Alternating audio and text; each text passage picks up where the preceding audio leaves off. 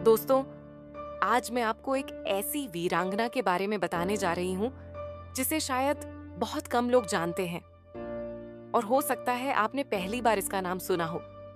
सोचिए, एक छोटी सी लड़की घने जंगल और पहाड़ों के बीच अपनी हिम्मत और वीरता से पूरा गांव अपनी संस्कृति कैसे बचा सकती है। ये कहानी है रानी गाइदिन्ल्यू की। रानी गाइदिन्ल्यू नागालैंड की एक शक्तिशाली और वीरांगना नेता थी।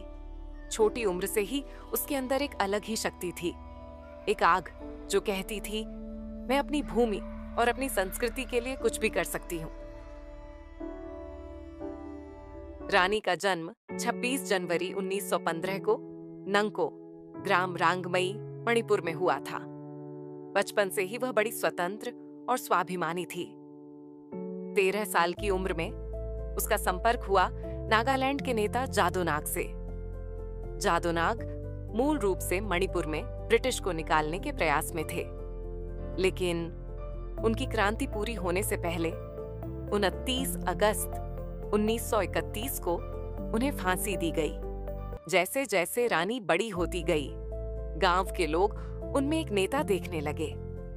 अब स्वतंत्रता के लिए चल रहे आंदोलन का नेतृत्व बालिका गाइदिन्ल्यू के हाथों में आ गया।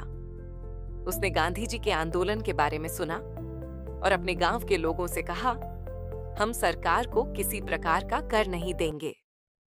इस कदम से नागाओं के कबीलों में जागृति और एकता बढ़ी। लोग समझने लगे कि स्वतंत्रता की लड़ाई केवल बड़े नेताओं तक सीमित नहीं है। रानी ने कहा, हमारी भूमि, हमारी भाषा, हमारी संस्कृति, ये हमारी पहचान है। इसके लिए लड़ना हमारा कर्तव्य है। यहीं से रानी ने नागाओं के संयुक्त मोर्चे की नींव रखी।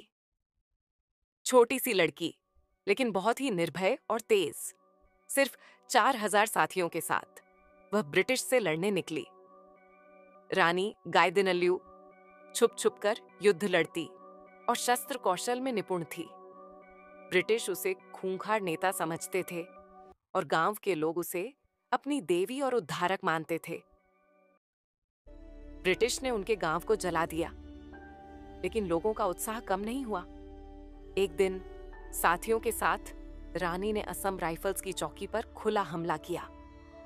वो एक बड़ा किला बनाने जा रही थी जहां 4000 साथियों को रखा जा सके, लेकिन 17 अप्रैल 1932 को ब्रिटिश ने अचानक हमला कर दिया।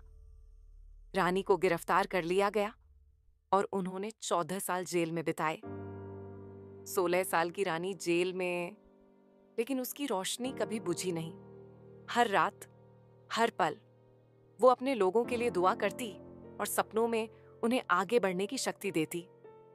1937 में पंडित नेहरू जेल आए और उनसे मिले।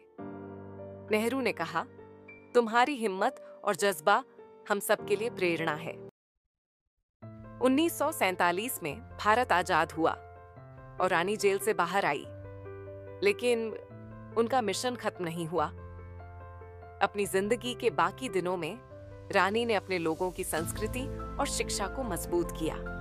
हर युवा, हर औरत उसके साहस और प्रेरणा से प्रेरित हुई। उसने साबित किया, देशभक्ति और संस्कृति से बड़ी कोई शक्ति नहीं। रानी गाइदिन्ल्यू की कहानी सिर्फ इतिहास नहीं, बल्कि प्रेरणा है। ये हमें याद दिलाती है, हिम्मत और जज्बा सिर्फ जंग में नहीं, हर दिन के संघर्ष में भी चाहिए। उन्हें सम्मानित किया गया। 1972 स्वतंत्रता सेनानी ताम्रपत्र, 1982 पद्म भूषण, 1983 विवेकानंद सेवा सम्मान, 1996 बिरसा मुंडा पुरस्कार। और याद रखिए, हर वीरांगना, चाहे कम लोग जाने या ज्यादा, अपनी कहानी के साथ हमेशा जीवित रहती है। रानी गाइदिन्ल्यू भी उन्हीं वीरांगनाओं में से एक हैं, जिन्हें हम कभी नहीं भूल सकते। अगर आपको ये कहानी प्रेरणा देने वाली लगी तो लाइक, शेयर और सब्सक्राइब करें। आइए हम सब मिलकर ऐसे वीरांगनाओं का सम्मान करें और उनकी कहानियों को अमर बनाएं।